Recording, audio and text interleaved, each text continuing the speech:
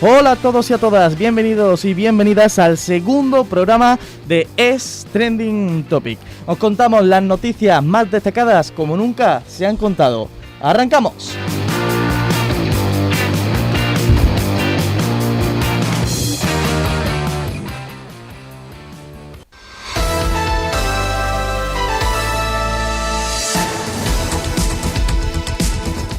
Bueno, Parra, ¿qué nos trae esta semana en actualidad? Pues mira, vamos a comenzar con una noticia muy reciente, y es que desde el pasado 14 de marzo España se ha visto cubierta por la calima, lo que ha puesto en alerta roja a las ciudades por la mala calidad del aire. ¿Alguna recomendación sanitaria? Pues sí, según los expertos nos recomiendan usar la mascarilla en la calle, hidratarnos con frecuencia, cerrar las ventanas y limitar la actividad física en la calle. Parece que al final lo de la mascarilla nunca se va a acabar, Parra. No, Manuel, no. Si no es por COVID, la calima, pero la cosa es que la mascarilla sigue siendo recomendada. Bueno, lo tendremos en cuenta, esta recomendación sanitaria, aunque parece que ya la calima está desapareciendo, sí, y son sus últimos días aquí. Exactamente. ¿Qué más nos trae? Pues vamos a ir con un tema que ya tocamos la semana pasada. Sorpréndeme. ¿Seguro que es Rusia y Ucrania? Justo, como ya tocamos la semana pasada, Rusia y Ucrania, pues Rusia ha vuelto a bombardear Kiev. Lo que sabemos hasta ahora es que han sido destruidos dos edificios residenciales, uno es de 9 plantas y otro de 12. ¿Alguna zona que se haya visto afectada también por el conflicto en esta última hora? No solo Kiev, sino que también han sido atacadas Odessa y, a ver si lo digo bien, Zaporilla. Y aparte también tenemos la confirmación de que las negociaciones se siguen llevando a cabo y Zelensky se muestra cada vez más optimista respecto a las conversaciones de paz. ¿Qué más? ¿Qué más en actualidad, Parra? Pues vamos a terminar con Japón. Una triste noticia es que tras un fuerte terremoto de magnitud 7,3 han activado la alerta de tsunami. ¿Dónde ha ocurrido exactamente el terremoto? En Fukushima. ¿Y algún fallecido? Pues de momento no, solo tenemos la confirmación de que ya han sido trasladadas al hospital varias personas debido a heridas graves. Seguiremos muy pendientes de cómo evoluciona esta última noticia de Japón y el terremoto en Fukushima. Y ahora nos vamos con deportes.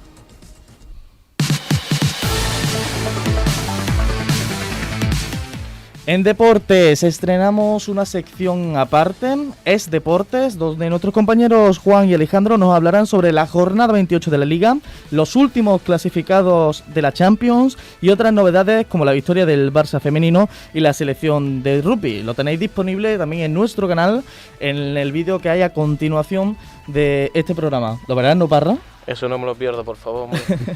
Pues ya sabéis, lo podéis ver en nuestro canal de YouTube y también en Spotify. Y Es Deportes con Juan Niebla y Alejandro Bernal. Continuamos con política.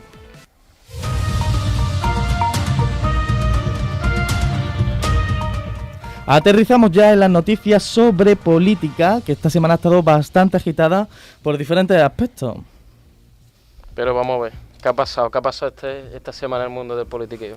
Pues te va a sorprender, Parra. No creo. Seguro, es difícil que no sorprenda a los políticos, pero bueno. El líder del gobierno, Pedro Sánchez, ha anunciado esta semana que hay una bajada de impuestos para paliar la escalada de los precios. Así lo ha acordado el gobierno con los presidentes autonómicos. Pero vamos a ver, ¿de verdad va a bajar los impuestos o es que no será que sale muy caro coger coche un día y día también para ir a su centro de belleza favorito, la peluquería? Pues posiblemente sea eso, porque igual que le cuesta, bueno, seguramente igual no. A todos nos cuesta cada vez más caro coger el coche para ir, aunque sea a la peluquería. Desde Moncloa han reconocido que no es la herramienta más eficaz para paliar la subida de precios y apuestan por otro objetivo: lograr en la Unión Europea el desacople del gas en la factura de la electricidad. Así lo ha dicho la portavoz del Ejecutivo. Cito literalmente: confiamos más en estas decisiones que en todo lo que podamos hacer en el ámbito fiscal. Hablaremos de esta situación más detalladamente en la segunda parte del programa. ¿Qué más nos tienes de política por aquí, hombre? Pues me voy al otro lado de la bancada del Congreso. Abascal ha pedido a Pedro Sánchez, en actividad parlamentaria, que cierre el Ministerio de Igualdad y destine los 20.000 millones que se anunció recientemente que se le iba a dar a este ministerio a ayudar a las familias. Lo cierto, y hay que decir sobre esto, es que los famosos 20.000 millones de euros son una estimación de gasto hasta 2025 en políticas de bienestar social que incluyen, por supuesto, temas que están dentro de la agenda de igualdad, como por ejemplo la conciliación familiar, guarderías de 0 a 3 años, retribuciones por maternidad o paternidad, contratación de personal, entre otros asuntos que involucran a más sectores de la administración pública. Vamos, que realmente sé, desde el ministerio y desde el gobierno se le va a hacer caso a Abascal, porque se va a ayudar a la familia, aunque sin cerrar ningún ministerio. Exactamente. ¿Y algo más? Pues sobre Vox te traigo más cosas y ya cerramos con esto. Y es que el sindicato Solidaridad y el partido Vox ha convocado una huelga el sábado 19 de marzo a las 12 de la mañana frente a todos los ayuntamientos de las ciudades contra el gobierno por la escalada de precios que venimos hablando y que trataremos más detalladamente en la segunda parte. Ahí es donde vamos a analizar quién son realmente los culpables de todo esto y vamos a hablar también sobre esta manifestación de Vox del próximo sábado 19 de marzo. Perfecto.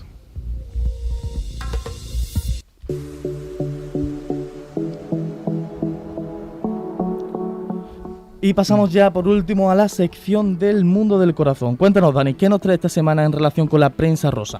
Pues esta semana vamos a abrir las noticias con un rostro muy conocido y muy querido por todos los españoles. Hablamos de Antonia San Juan, conocida popularmente como Estela Reynolds, en su papel de La que se avecina. Antonia recientemente se sinceraba en una entrevista con su compañera de reparto, Vanessa Romero, que al ser compañera de reparto es justamente lo que ha procreado que haya esa confianza dentro de la entrevista. ¿Y qué nos ha contado en esa entrevista, Dani? Pues nos cuenta que al principio, en su carrera como actriz, tuvo un grave problema de salud que la llevó al hospital. Tuvo apendicitis, que aunque es una operación rutinaria, estuvo a punto de perder la vida. Al cabo de unos días fue al hospital con unos fuertes dolores debido a la operación y se percataron de que tenía una infección en diversos órganos. Fue directamente ingresada en la UCI y ante tal gravedad sus padres fueron incluso a despedirla pensando de que ya pues llegó su hora. Sin embargo, se dio un milagro y parece ser que se recuperó de la infección. Menos mal que se recuperó Dani, porque si no nos habríamos perdido sin duda una gran actriz del mundo del teatro y de las series y de las películas españolas. ¿Qué más nos trae del corazón? Pues ahora pasamos con una de las familias más conocidas del mundo del corazón. Se trata de la familia Pantoja, hablando esta vez concretamente de Chabelita, la menor del clan. Pues bien, hace unos días fue el cumpleaños del hijo de Chabelita y su abuela pues parece ser que no la felicitó. ¿No felicitó a su nieto? Pues no lo felicitó. Pero aún así esto no ha sido motivo para que Chabelita se enfade con su abuela, ya que, a diferencia del resto de su familia, ha ido a defenderla ante los colaboradores del programa de Ana Rosa. Chabelita salió en defensa de su madre y, según la joven, que su madre no la felicitara no fue debido a que no quisiera a su hijo ni mucho menos, sino que a causa de la muerte de su madre hace escasos meses, pues está pasando una gran depresión y además la tonadillera, según ha contado su hija, no dispone de teléfono móvil, o sea que es imposible que la felicite. Desde luego un claro ejemplo de que una hija siempre suele defender a una madre a capa y espada, aunque sabemos que el clan Pantoja siempre es un poco complicado y nos puede sorprender. Esta vez ha tenido una actitud, parece ser un poco más normal ante esa situación que está viviendo su madre. ¿Qué más, Dani? Pues igualmente, aunque la haya defendido de todos los colaboradores, pues incluso ha ido más allá y la ha defendido delante de su novio. O sea, Arraf Beno, su actual pareja, pues salió a criticar a su suegra Isabel Pantoja, pero su novia, a ella la da exactamente igual y ella va a capa y espada con su madre, cosa que nos parece muy bien. Bueno, y cambiamos de tema, ¿no? Tal cual, pues ahora hemos abierto con una gran actriz, pues cerramos con otra todavía incluso más grande. Esta vez vamos a hablar de Penélope Cruz, que tenía previsto acudir a los premios Unión de Actores y Actrices este mismo lunes pasado en la noche. Sin embargo, pues no ha acudido a la alfombra roja. Según nos ha contado Javier Bardem, su marido, Penélope, no pudo asistir debido a que, a pesar de tener ya todo el traje, maquillaje, todo listo, pues en el último momento sufrió un gran dolor de muelas que le ha impedido salir de casa. Sin duda ha sido una gran pena, ya que no ha podido ver cómo su marido subía al escenario a recoger su premio por su interpretación de El buen patrón. Desde luego se puede decir que la pareja española más famosa de Hollywood no para de recoger galardones, ya que en escasos días Penélope Cruz ha cosechado una nominación en los Oscars a Mejor Actriz por su papel de Madres Paralelas, película recientemente estrenada de Pedro Almodóvar. Ha sido sin duda un gran año en el mundo de los premios y del cine para esta pareja que tantos años lleva ahí al pie del cañón. Muchísimas gracias, Dani. Cerramos con esta sección la primera parte de nuestro programa. Seguiremos muy pendientes de política, de deportes, de corazón y de actualidad, pero ahora vamos con el trending topic de la semana.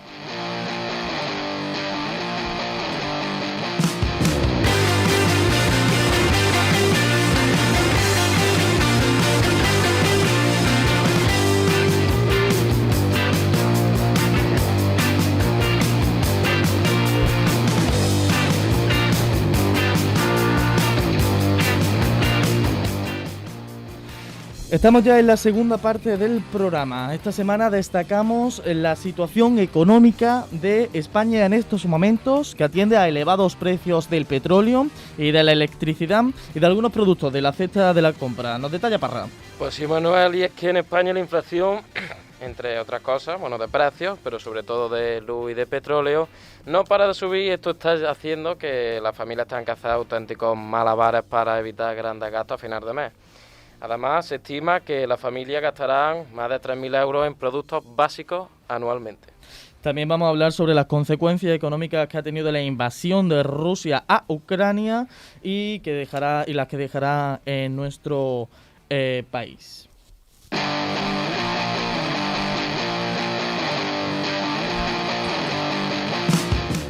Estamos ya en la segunda parte del programa. Destacamos esta semana la situación económica de España, que atiende a elevados precios del petróleo y de la electricidad, además de algunos elementos de la cesta de la compra. Cuéntanos, Parra. Pues sí, Manuel, y es que en España la inflación de precios no para de subir. La situación de la subida de precios de la luz y del petróleo, entre otras cosas, están llevando a las familias a tener que hacer auténticos malabares para evitar grandes gastos a final de mes. Además, se estima que las familias gastarán más de 3.000 euros anuales en productos básicos.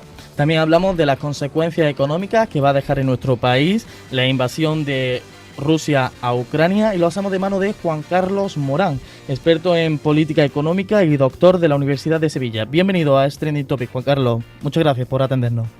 Bueno, muy buenos días. Buenas. En primer lugar, vamos directos al grano, por así decirlo. Le pregunto, porque esto creo que es una respuesta que nos puede interesar a todos, literalmente a todas las personas que nos están viendo y en concreto a los que estamos en este programa. ¿Quién o quiénes son los responsables del alto o de la subida del precio del combustible y por qué, Juan Carlos? A ver, el otro día... Yo soy profesor de política económica en la Universidad de Sevilla. Sí. El otro día mis alumnos se sorprendían cuando yo les daba una explicación.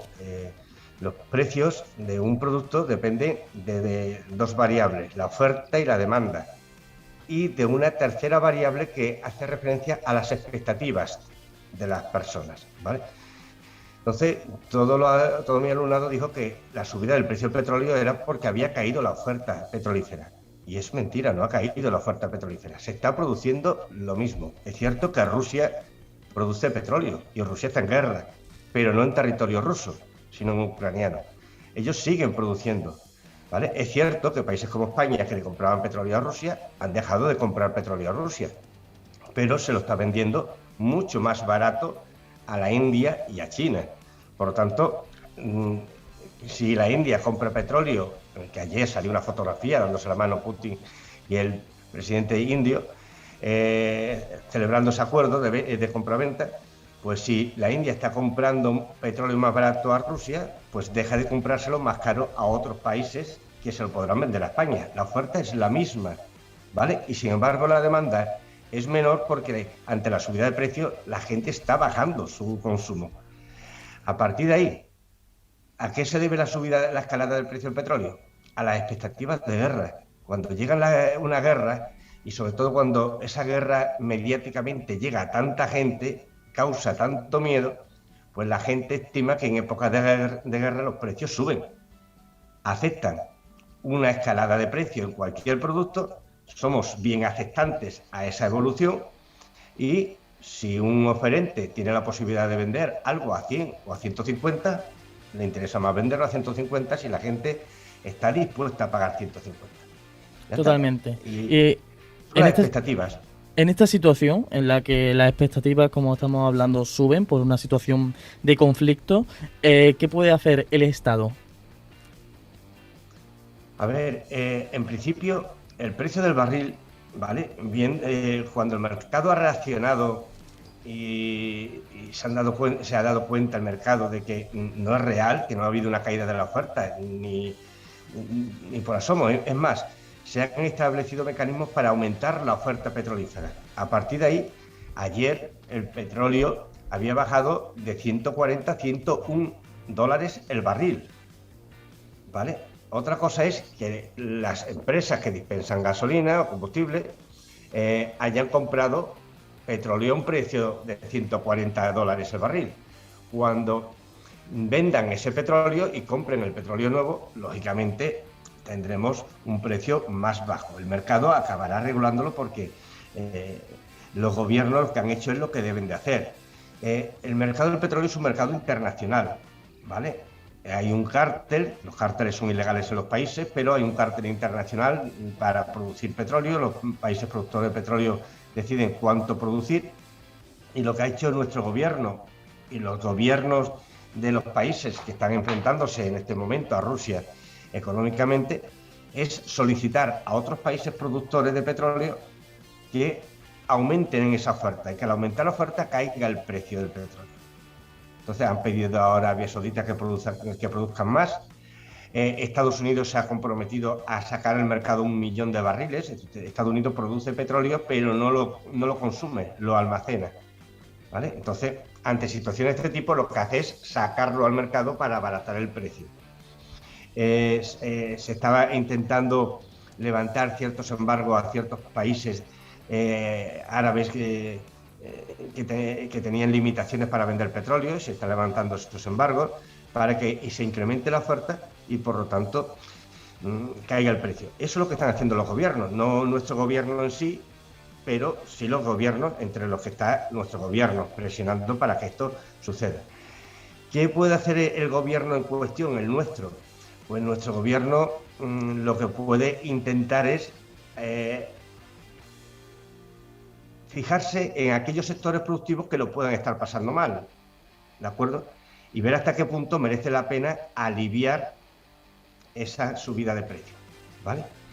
Realmente el gobierno tiene muy pocas opciones ante la subida de precio, porque ellos controlan el IVA, que es un IVA general, el del 21%, y controlan el impuesto especial de hidrocarburos, que es un impuesto europeo también. Para poder bajar el IVA del 21% al 10% necesita permisos europeos, y para poder bajar el impuesto de hidrocarburos necesita impuestos europeos. La única opción que le quedaría al gobierno español, pues si por ejemplo quisiera que esta escalada de precios no llegara a todos los productos que son transportados, porque el transporte es quien más sufre esta situación, tiene que pagar un combustible mayor, y todos los productos que se venden en los mercados tienen que ser transportados. Si sube el precio del transporte, acabará subiendo el precio de los productos. Entonces, el gobierno lo que podría hacer es subvencionar, ¿vale? Dar transferencias corrientes, ¿vale?, al sector del transporte durante periodos cortos de tiempo, periodos muy cortos, no puede afectar al mercado. Debe de ayudar al abaratamiento de ese precio solo durante los periodos en los que la escalada de precio subsista. Conforme el precio caiga, esas transferencias deben de eliminarse. Entonces deberían de establecerse una herramienta de transferencias corrientes para compensar esa escalada de precios, ¿vale? Y hacerlo mes a mes, comprobar cómo evolucionan los precios y hacerlo mes a mes, ¿de acuerdo? Para evitar que el sector del transporte no ejecute los elementos microeconómicos. El mercado obliga al sector de transporte a tener medios de transporte menos consumidores de combustible. Se pueden usar ya camiones eléctricos, por ejemplo, o medios de transporte eléctricos. Se puede transportar mercancías en trenes que no consumen tanto petróleo. Por lo tanto, es bueno que el mercado se autorregule, pero en situaciones muy extremas como esta, mensualmente dar unas transferencias corrientes. No hay muchas más vueltas, pero repito, la caída del precio del petróleo, de los combustibles, va a llegar en breve. Es más, creo que el presidente del gobierno acaba de ha anunciado que el mes que viene seguramente hayan bajado porque se haya vendido el petróleo caro y llega a los mercados el petróleo barato que se está vendiendo ahora en los mercados. Le cambio de bando. Seguimos hablando de altos precios, pero en este caso le voy a preguntar sobre la subida del precio de la luz. ¿A qué se debe? ¿Impuestos o beneficio de la eléctrica? A ver, el precio de la luz es alto, es un precio, al menos en nuestro país, es un precio alto. Primero porque el beneficio que se marca para la empresa eléctrica es muy elevado, ¿vale? Muy elevado. El precio de la luz se paga, el precio más alto. Hay distintos medios de hacer electricidad, ¿vale? Unos son más baratos, tienen coste casi cero, y otros son bastante más caros, ¿vale? Sin embargo, el que se utiliza para pagar todo el suministro de luz es el más caro. Si yo llego a utilizar el más caro, el carbón, por ejemplo, ese es el precio que se utiliza para pagar incluso la energía nuclear, que es casi cero. Entonces, el beneficio de la eléctrica es enorme por el sistema que está establecido. Debería de regularse.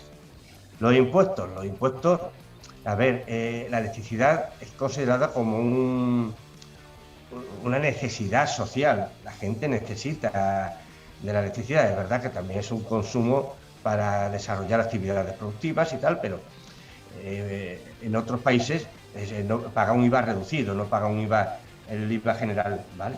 Entonces, podría haberse planteado en algún momento que el IVA pasara del 21 al 10%.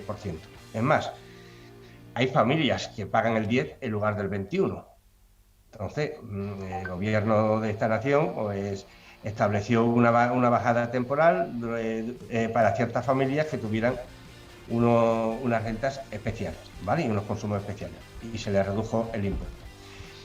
De todo modo, sí que es cierto que hay ciertos desvaríos en los impuestos, porque el IVA, la electricidad, como es prácticamente cautiva, consumimos electricidad sí o sí y la vamos a seguir consumiendo, los gobiernos han aprovechado siempre para cobrar impuestos altos en torno a este consumo cautivo.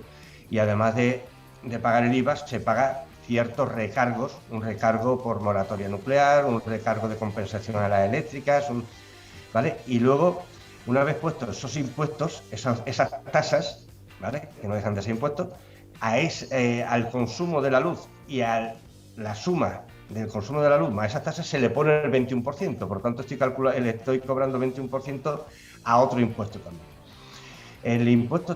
Los impuestos están mal gestionados y mal cobrados, los beneficios son muy altos, pero el alto precio de la luz se debe precisamente a lo que he comentado antes de los especuladores, que han empezado a comprar gas natural, petróleo, que han estado jugando a especular con la escasez de la luz.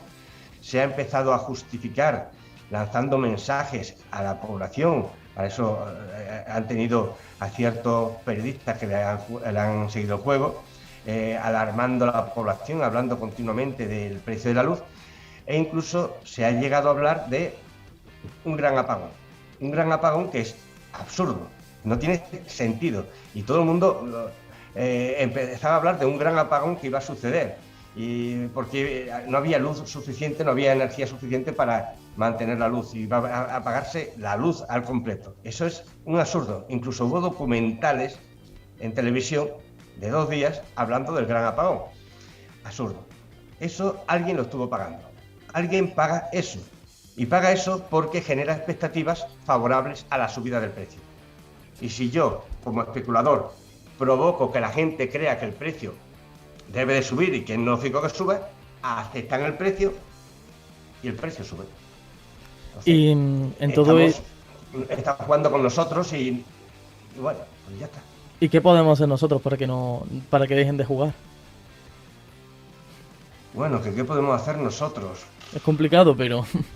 Primero, respecto a la luz, yo sé lo que hice el primer día que puse una factura y lo pude hacer mucho antes de que subiera el precio de la luz, y es establecer un precio fijo por el consumo del kilovatio.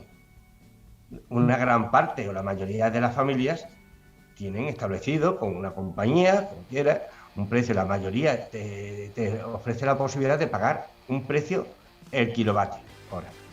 Y a partir de ahí, da igual que suba el precio o que baje el precio, que pagar lo mismo. Claro. Por lo tanto, yo recuerdo a mi madre me decía, es que no voy a poder pagar la luz con lo que está subiendo. Y yo le dije, coge dos facturas, una de este año y otra del año pasado, y dime a cuánto te cobra el kilovatio hora. Y cuando la leyó dijo, sí, es el mismo. Digo, es el mismo. Otra cosa es que tú consumas más en verano que en otoño, o en invierno que en primavera, pues sí. Pero la mayoría de las familias, o una gran parte de las familias, tienen eso. ¿Nosotros qué podemos hacer? Pues intentar buscar eso. Hay muchas empresas que han aprovechado el momento para anunciarse en televisión ofreciendo esa esa tabla de salvación, ¿no? Pero es algo que existía desde hace mucho tiempo, hace mucho. ¿Que es un precio más alto o más bajo? Pues, hombre, tiende a ser un poquito más alto porque quien vende petróleo no se va a arriesgar a perder, ¿vale? Y siempre va a ser un pelín más alto. Pero cuando sube tanto el precio, lógicamente sales ganando. Totalmente.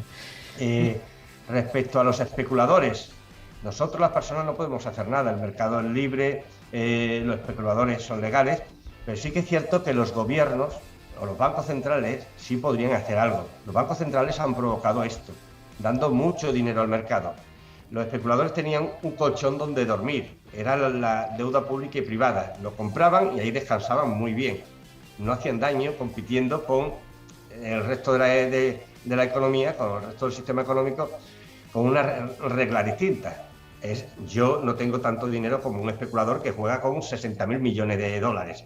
Yo no tengo 60.000 millones de dólares para competir contra él. Él tiene ventajas. Si él está descansando en el colchón, a mí no me molesta, yo puedo hacer economía. ¿Qué es lo que deberían de hacer los bancos centrales después de haber provocado esto? Pues lo que deben de hacer es crear otro colchón. Y lo que podrían hacer es crear certificado de deuda o certificado de depósito, ¿vale? A 3 años, a 5 años, pagándolo, retribuyéndolo al 3% o al 2,5%, ¿vale? Y solo podría constituirse depósitos mínimos de 1.000 millones de dólares o de 1.000 millones de euros, según lo hiciera la Reserva Federal o el Banco Central Europeo. Claro. A partir de ahí, os aseguro que los que tienen fondos especulativos van a preferir guardar el dinero en el Banco Central Europeo y se lo retribuyan al 3% porque es un lugar muy cómodo donde descansar. Y van a dejar de hacer daño en los mercados reales, compitiendo con reglas reales, con reglas no reales, ¿vale? Entonces, es retirar ese dinero. No retirar el dinero de quien sí juega a economía real, no, sino retirar dinero de quien juega a economía especulativa. Ya está, que el Banco Central va a tener que pagar por ello. Los bancos centrales crean dinero, son los que hacen dinero, no les cuesta nada hacerlo, ¿vale? Claro. No va a provocar ningún problema.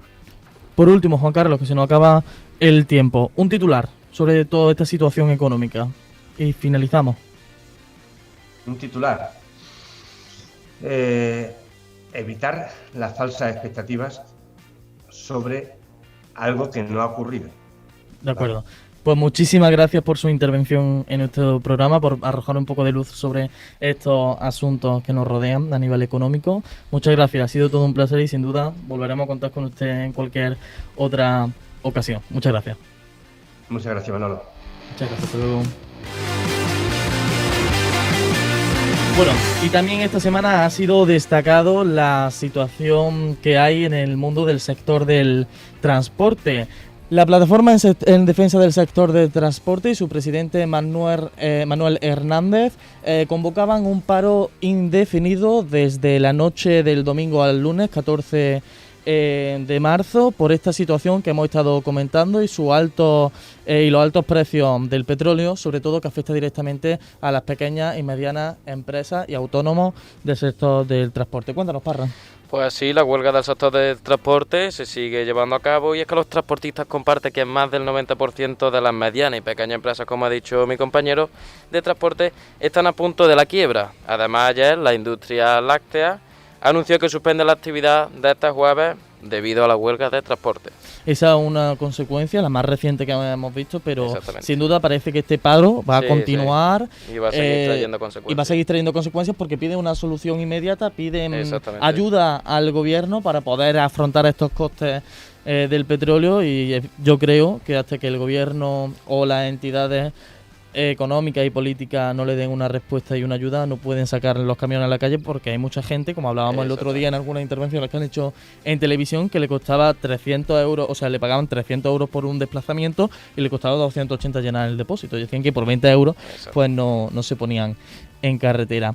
Seguiremos viendo y seguiremos muy atentos la semana que viene sobre este asunto de la huelga del transporte y veremos la posibilidad de poder hablar con su presidente, Manuel Hernández. Así que nada, hasta aquí nuestro segundo bloque del programa y hasta aquí esta la noticia más destacada de hoy. Pero antes de irnos, Parra, cuéntanos un chiste de esos tuyos. Esta semana me ha tocado a mí, pero la semana que viene le toca a otro. Pero bueno. No, tú eres el oficial. No. Me la habéis liado y me habéis pillado que he dormido poco. Venga, Gracias a mi vecino. Dale. Pero bueno, voy a ello. Atento a todo el mundo, atento a los oyentes. Se viene. Se viene TikTok viral. Venga. Dale. ¿Por qué las focas miran siempre para arriba los circómanos? ¿Por qué? No puede ser tan malo. Pues muy fácil, porque arriba están los focos. Muchas gracias.